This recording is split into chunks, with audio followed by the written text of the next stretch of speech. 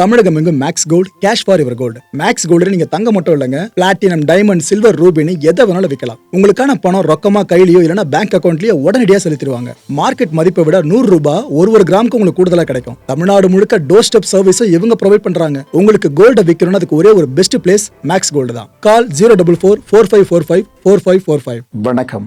Big topic with Karthik Mayakumar.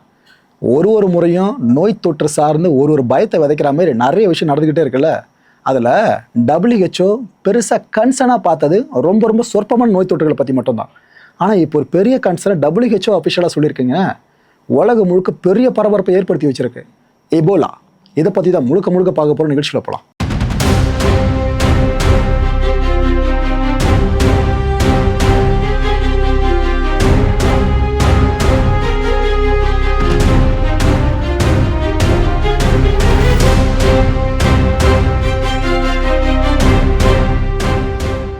எபோலான்னு சொன்னாலே உங்களுக்கு ஒரு ஆப்பிரிக்கன் கண்ட்ரி ஞாபகத்துக்கு வந்துடும். Democratic Republic of Congo. என்ன ஆயிடுச்சு, இந்த காங்கோவை பற்றி சொல்லணும்னாக்கா எபோலாவும் காங்கோவும் கிட்டத்தட்ட ஒன்று தான் சொல்லணும். அங்கே இருக்க மக்களுக்கு காஃபின் ஃபெனாமினா அப்படின்னு சொன்னால் ரொம்ப ஈஸியாக புரிஞ்சிடும். ரொம்ப குழம்பிடாதீங்க. இங்கே அடிக்கடி எபோலா அவுட் பிரேக் நடக்கும். அங்கே கொத்தா மக்களை போய் இறப்பாங்க. அவங்கள சவப்பெட்டிகளை வச்சு கொண்டு போகிற அந்த ஒரு ப்ரொசீஜர் நடக்கும். பார்த்தீங்களா, சுகாதாரம் சார்ந்தோம், ரிச்சுவல் சார்ந்தோம். இது எல்லாம் கொத்தா இருக்கிறத வச்சு தான் காஃபின் ஃபெனாமினா அப்படின்னு சொல்லுவாங்க காங்கோவில். இப்போ திரும்ப அந்த வார்த்தையை பார்த்து அவங்க பயன்படுத்த வேண்டிய நேரம் வந்துருச்சு. 17வது முறையாக எபோலா அவுட் பிரேக் காங்கோவில் இப்போ நடந்திருக்கு. இந்த எபோலா இருக்குல்ல, இது எங்களை போட்டு டார்ச்சர் பண்ணுதுங்க. நாங்களே ரொம்ப கஷ்டப்படுறோம். இது இன்னும் கஷ்டத்தை அதிகமாக்குதுன்னு காங்கோ மக்கள் இப்போ வரைக்கும் ஃபீல் பண்ணி பேசிக்கிட்டு இருக்காங்க. இப்போ 17 முறை அவுட் பிரேக் நடந்திருக்குல்ல, இப்போ வரைக்கும் பேசிக்கிட்டு இருக்காங்க. இதில் என்ன கொடுமைனா, இது வரைக்கும் இந்த எபோலா அவுட் பிரேக்கால் உயிரிழந்தவங்க எண்ணிக்கை 136 கிராஸ் பண்ணியிருக்கு. 1 இல்லை 2 இல்லைங்க, 136. இது வரைக்கும் சஸ்பெக்டட் கேசஸ்ன்னு பார்த்தீங்கன்னா, அதாவது இவங்களுக்கு எபோலா தொற்று இருக்கலாம்னு சந்தேகிக்கப்படுறவங்க எண்ணிக்கை மட்டும் 514. ராய்ட்டர்ஸ் இருக்காங்களே, உலக புகழ்பெற்ற செய்தி சேவை நிறுவனம், அவங்க என்ன தெரியுமா ரிப்போர்ட் பண்ணியிருக்காங்க, இப்போ நடந்திருக்க சமீபத்திய அவுட் பிரேக்கால் மட்டுமே 500 பேருக்கு மேலே எபோலா தொற்று ஏற்பட்டிருக்கலாம்னு அவங்க நியூஸ் ரிப்போர்ட் பண்ணியிருக்காங்க. இவ்வளோ தூரம் மாறி ரிப்போர்ட் பண்ணுறாங்களே. அப்போ அந்த கரண்ட் அவுட் பிரேக்கை பற்றி நாம் தெரிஞ்சுக்க வேண்டிய நேரம் வந்துருச்சுல. இதை பற்றி சொல்கிறேன். இந்த கரண்ட் எபோலா அவுட் பிரேக் பார்த்தீங்கன்னா BBW இதன் மூலமாக ஏற்பட்டிருக்கிறதா சொல்கிறாங்க. அதாவது பாண்டிபக்யோ வைரஸ் டிசீஸ்ன்னு சொல்லுவாங்க. இதை தான் BBW. இது என்னன்னா, எபோலாவில் இருக்க ஸ்ட்ரெயின்ஸில் ஒரு ரேர் ஸ்ட்ரெயின் பார்த்தீங்கன்னா இந்த BBW தான். அந்த அவுட் பிரேக் தான் இப்போ நடந்திருக்கு.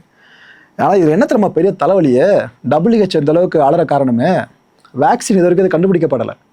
இதுக்கான ட்ரீட்மெண்ட் ப்ரொசீஜரும் கிடையாதுங்க. அதனால தான் இந்த BVD பார்த்து உலகம் இப்போ அரண்டுக்கிட்டு இருக்கு. இந்த BVD டிரான்ஸ்மிட் ஆகிறது ஹியூமனுக்கு ஆகும். இதுதான் அடுத்த கட்ட பெரும் பயமே. இது எப்படி ஆகும்னு பார்த்தீங்கன்னாக்கா, இந்த தொற்றுக்கு உள்ளான வைல்டு அனிமல்ஸ் இருக்குல்ல, அங்கேருந்து மனுஷனுக்கு பரவும். அனிமல் டு ஹியூமன் டிரான்ஸ்மிஷன் இங்கே நடக்கும்ன்றாங்க. சரி, ஹியூமன் டு ஹியூமன் டிரான்ஸ்மிஷன் கேட்டிங்கன்னா அதுக்கு சாத்தியக்கூறு இல்லைன்னு நான் நினைக்கிறீங்க. தலைவலிகள் அதிகமாகவே இருக்குது. இந்த பழ வவ்வால், அப்புறம் முள்ளம்பன்றி, இது போல் உயிரினங்கள்ல இருந்து இந்த தொற்று மனுஷனுக்கு பரவும்னு சொல்கிறாங்க ஆய்வாளர்கள். இந்த ஹியூமன் டு ஹியூமன் டிரான்ஸ்மிஷன் இருக்குல்ல, இந்த BVDயில் இது எப்படி நடக்கும்ன்றாங்கன்னா, இப்போ ஒரு மனுஷனுக்கு இந்த தொற்று ஏற்பட்டுச்சுன்னு வைங்க, இவன் உடம்புல அந்த தொற்றுக்குள்ளான பிளட் இருக்குல்ல, ரத்தம், இதன் மூலமாகவும் இல்லைன்னா நம்ம உடம்புல தொற்றுக்குள்ளான உடம்புல இருக்க வியர்வை வருதுல, அந்த பாடி ஃப்ளூயிட்ஸில் அதுவும் சேர்ந்துடும். அந்த வியர்வை மூலமாக இருக்கட்டும், செக்ரேஷன்ஸாக இருக்கட்டும், இல்லைனா ஆர்கன்ஸை பேஸ் பண்ணி கூட ஒருத்தர்கிட்ட இருந்து இன்னொருத்தருக்கு இந்த தொற்று பரவலாம்னு சொல்கிறாங்க. இதில் பெரிய தலைவலியே. இந்த கண்டாமினேஷன் மெட்டீரியல்ஸ் பார்த்தீங்கன்னா நீங்கள் பெருசெல்லாம் யோசிக்க வேணாம். படுக்கை இருக்குல்ல, பெட்டு, அது கூட இருக்கட்டும், கிளாத்தாக இருக்கட்டும், அதன் மூலமாக கூட நோய் கிருமிகள் இன்னொருத்தவங்களுக்கு தாக்க வாய்ப்பு இருக்கிறதாவும் ஒரு அசம்ஷனை பதிவு பண்ணுறாங்க. இந்த BVD பார்த்தீங்கன்னா 2வது அவுட் பிரேக் இது வரைக்கும் முடிஞ்சிருக்கு. இப்போ நடந்திருக்கிறது 3வது அவுட் பிரேக்கு. ப்ரோ, இப்போ முதல்ல சொன்னதை கேட்டீங்கன்னாக்கா காங்கோவில் எபோலா அவுட் பிரேக் 17வது. ஓகேவா, இப்போ நடந்துருக்கிறது 17வது. ஆனால் BVD விஷயத்தில் இப்போ தான் 3வது அவுட் பிரேக்கே நடந்திருக்கு. 2007, 2012 நாம் இந்த BVD அவுட் பிரேக்கை பார்த்தோமா, அதுக்கப்புறம் இப்போ 2026 இந்த BVD அவுட் பிரேக்கை திரும்ப நம்ம பார்த்துக்கிட்டு இருக்கோம். இதில் என்ன தெரியுமா கொடுமை, இந்த முறை இந்த BVD தாக்குற 100 பேரில் 30 பேர் உயிரிழந்துடுறாங்க. ஸோ பர்சன்டேஜில் சொல்கிறதா இருந்தால் 30% வரைக்கும் இன்ஃபெக்டட் பீப்புள் உயிரிழக்கிறாங்க. இந்த BVDயோட சிம்டம்ஸ் இருக்குது பாருங்கள். அதில் ப்ரைமரி சிம்டம்ஸ் ஆய்வாளர்கள் சொல்கிறது 2 விஷயங்கள். அதில் ஒன்று ஹெவி ப்ளீடிங்க, ஒரு இடத்துல கிடையாது, உடம்புல பல இடங்கள்ல இருந்தும் மிக மோசமான ரத்தப்போக்கை பார்ப்போன்றாங்க. இல்லை 2வது சிம்டம் பார்த்தீங்கன்னா ஹை ஃபீவர், வெரி ஹை ஃபீவர்னு சொல்கிறாங்க. நம்ம நினைக்கிற மாதிரி சாதாரண காய்ச்சல் இல்லை, உடம்பு அனலாக கொதிக்கும், அப்பேற்பட்ட ஹை ஃபீவர் ஏற்படணும்னு சொல்கிறாங்க. அண்ட் ஒரு இம்பார்ட்டன்ட் நோட்டையும் டாக்டர் சொல்லியிருக்காங்க, அந்த விஷயத்தை அவங்க கிட்ட கன்வே பண்ணிடுறேன்னு. என்னன்னா, நிறைய மக்கள் என்ன தெரியுமா நினைக்கிறாங்களா, சரி நம்மளுக்கு ஏதோ ஆரம்பத்தில் அறிகுறி காட்டுதில்ல, இதெல்லாம் எபோலாவெல்லாம் இருக்காது, இது ஜஸ்ட் மலேரியாவாக இருக்கும், நாம் பொறுமையாக ட்ரீட்மெண்ட் பார்த்துப்போம் அப்படின்னு விட்டுறாங்களா அலட்சியமாக. இப்படி அலட்சியமாக விடுறதுனால என்ன ஆகுதா, அந்த வைரஸோட ஸ்ப்ரெட்டிங் இருக்குல்ல, அது சைலண்ட்டாக ரேப்பிடாக நடக்க ஆரம்பிச்சிருமா. இது உங்கள் உயிருக்கு நல்லது இல்லைங்க. நீங்கள் இந்த தப்பை திரும்ப பண்ணாதீங்க. சிம்டம்ஸ் லைட்டாக தெரிஞ்சாலே போதும், நீங்கள் என்னென்னு போய் செக் பண்ணிவிட்டு உடனே டயக்னோஸ் பண்ணி ட்ரீட்மெண்ட் ஆரம்பிச்சிருது நல்லது. இப்போ இதுக்குன்னு ஸ்பெசிஃபிக்காக ட்ரீட்மெண்ட் இல்லை, ஆனால் எக்ஸிஸ்டிங் ட்ரீட்மெண்ட்ஸ் இருக்குல்ல, கொரோனா டைமில் நம்ம பார்த்த மாதிரி, அதை நீங்கள் ஆரம்பித்தா நல்லதுன்ற மாதிரி டாக்டர்ஸ் இங்கே பரிந்துரை வச்சுருக்காங்க. உங்கள் கவனத்துக்கு இதை கொண்டு வந்திருக்க மக்களே. Okay, WHO director general Tedros Adhanom ஒரு காலத்தில், இந்த கொரோனா வைரஸ் காலத்தில், லாக்டவுன் போடப்பட்ட இந்த காலத்தில், இவரோட ப்ரெஸ் மீட்டுக்காக எல்லாரும் வெயிட் பண்ணிட்டு இருப்போம், ஞாபகம் இருக்கா? அப்போ ஏற்பட்ட முகத்தை திரும்ப ஒரு முறை இப்போ பார்க்க வச்சிட்டாங்க. இவர் என்ன சொல்லியிருக்காரு, இப்போ நான் டிக்ளேர் பண்ணிடுறேங்க, public health emergency of international concern declare பண்ணிட்டேன்னு சொல்லிட்டாரு. ப்ரோ, அப்போனா குளோபல் பேண்டமிக்கா அப்படின்னு கேட்டிங்கன்னா அது வேற இது வேற. அதாவது உலக நாடுகள் இதில் ரொம்ப சீரியஸாக பார்க்கணும் இந்த ஒரு பிரச்சனையை, இந்த எபோலா அவுட் பிரேக்கை அப்படின்றது அர்த்தம். ஆனால் இது வரைக்கும் குளோபல் பேண்டமிக் க்ரைட்டீரியா இருக்குல்ல, அதை இந்த அவுட் பிரேக் மீட் பண்ணலைன்னு சொல்லியிருக்காரு. வித்தியாசம் முடிஞ்சிச்சா? ஆனால் உலக நாடுகளை நாங்கள் வார்ன் பண்ணிட்டோங்க, ஹை ரிஸ்கான நாடுகள் இருக்குல்ல, அங்கே நாங்கள் வார்ன் பண்ணிட்டோம் பார்த்துங்க அப்படின்ட்டுன்னு அவர் தெளிவாக பேசியிருக்காப்புல. அவர் பேசுகிறத முழுமையாக கேட்டீங்கனாலே உங்களுக்கு ஒரு கிளாரிட்டி கிடைச்சிரும். Early on Sunday, I declared a public health emergency of international concern over an epidemic of Ebola disease in the Democratic Republic of the Congo and Uganda. This is the first time a Director General has declared a FIC before convening an emergency committee. I did not do this lightly. I did it in accordance with Article 12 of the International Health Regulations after consulting the ministers of health of both countries and because I'm deeply concerned about the scale and speed of the epidemic. So far, 30 cases have been confirmed in the DRC from the northern province of Ituri.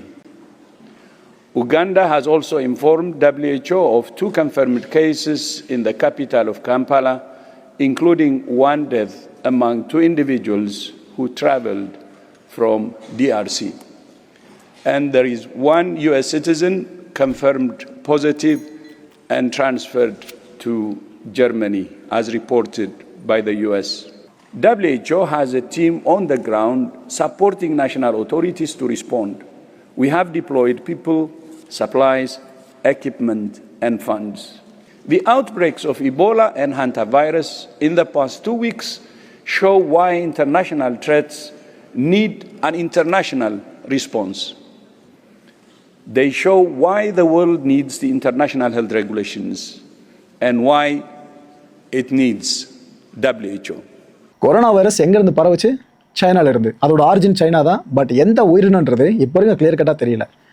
அந்த டைமில் பரவ ஆரம்பித்த அந்த நாட்டை விட அமெரிக்காவில் அதிகமான உயிரிழப்புகள், பயங்கரமாக நிறைய பேரும் கொத்தாக இறந்தது அமெரிக்காவில் தான்.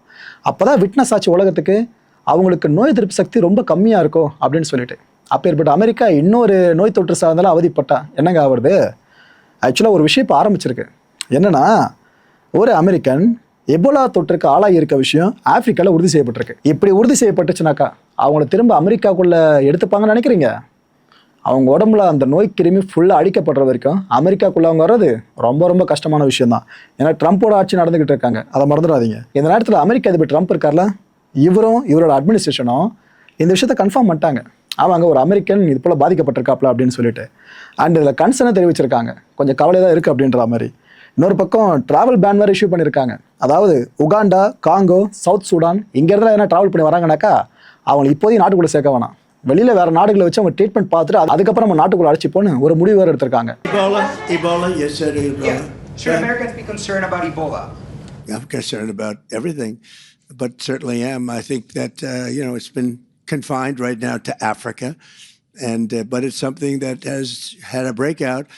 I could ask Bobby or Oz to say a couple of words about it if you'd like. You want to do that? I think Heidi Overton is going to come up and give us a few words here. Dr. Overton. Thank you. Thank you, Mr. President. Today, the CDC held a press briefing that provided a lot of the answers and information, but we have stood up a full interagency response. The Department of State, the CDC, the Department of War, everyone is fully involved in tracking.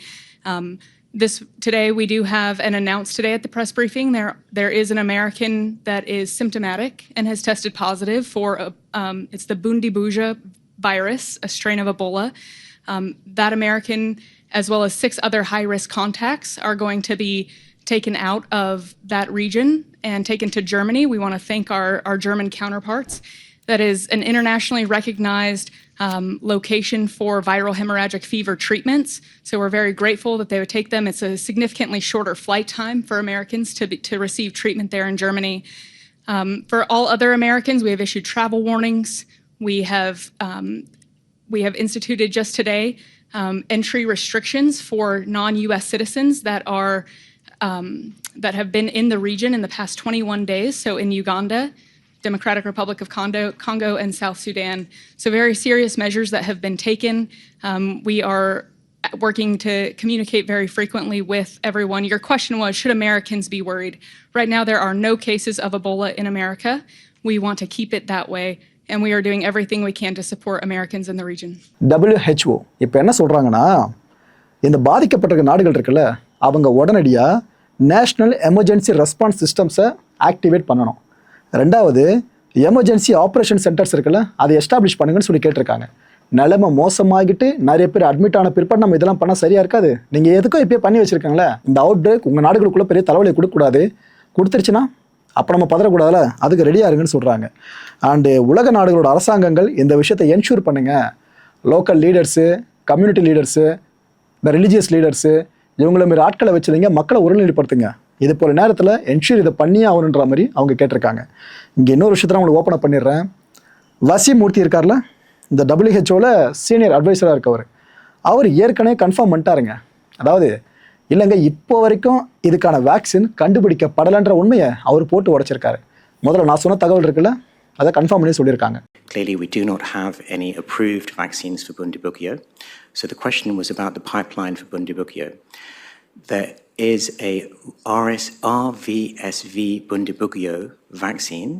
So this would be the equivalent of Ervebo, which would be specific for Bundibugyo. There are no doses of this which are currently available for clinical trial. So this needs to be prioritized as the most promising Bundibugyo candidate vaccine. The information that we have is that this is likely to take 6 to 9 months. Before that, there is another candidate vaccine that is being developed that is based on the ChAdOx1 platform, so the same platform that was the AstraZeneca vaccine, but with Bundibugyo as the insert. That is a collaboration between Oxford and the Serum Institute of India. They are manufacturing that as we speak, but there is no animal data to support that. And so it is possible that doses of that could be available for clinical trial in 2 to 3 months, but there is a lot of uncertainty about that, and it will depend on the animal data as to whether that is considered a promising candidate research vaccine for Bundibugyo. So that's what I would say about the pipeline now. Thank you. மக்களை இந்த கான்டென்ட்டை பொறுத்தவரைக்கும் நாமெல்லாம் சிந்திக்க வேண்டியது, பயம் வேணாம், விழிப்புணர்வு மட்டும் மனசில் ஏந்துங்க போதும். அதுக்காக இந்த கான்டென்ட்டை அடுத்த நிகழ்ச்சி சந்திக்கலாம். நன்றி, வணக்கம். தமிழகம் எங்கும் Max Gold, cash for your gold. Max Gold நீங்க தங்க மட்டும் இல்லைங்க, பிளாட்டினம், டைமண்ட், சில்வர், ரூபினி எதை வேணாலும் விற்கலாம். உங்களுக்கான பணம் ரொக்கமா கையிலயோ இல்லைன்னா பேங்க் அக்கௌண்ட்லயோ உடனடியாக செலுத்திடுவாங்க. மார்க்கெட் மதிப்பை விட 100 ரூபாய் ஒரு கிராமுக்கு உங்களுக்கு கூடுதலா கிடைக்கும். தமிழ்நாடு முழுக்க டோர் ஸ்டெப் சர்வீஸ் இவங்க ப்ரொவைட் பண்றாங்க. உங்களுக்கு கோல்ட விற்கணும்னா அதுக்கு ஒரே ஒரு பெஸ்ட் பிளேஸ் மேக்ஸ் கோல்டு தான். கால் 04445454545. என் அன்பார்ந்த மாயம் ஸ்டுடியோஸ் நேயர்களே, மாயம் பக்தின்னு ஆன்மீகத்துக்காக பிரத்யேகமா ஒரு சேனலை கொண்டு வந்திருக்கோம். மறக்காம சப்ஸ்கிரைப் பண்ணி அந்த சேனலுக்கு உங்களோட ஆதரவை மனப்பூர்வமா தெரிவிங்க. வணக்கம் மாயம் ஸ்டுடியோஸ் நண்பர்களே. மாயம் ட்ரெண்ட்ஸ் அப்படின்ற ஒரு புதிய ஃபேஸ்புக் பேஜை ஓப்பன் பண்ணியிருக்கோம். நீங்கள் யூடியூப்ல பார்த்துட்டு இருக்கீங்களா நம்மளோட கான்டென்ட்ஸ்லாம்.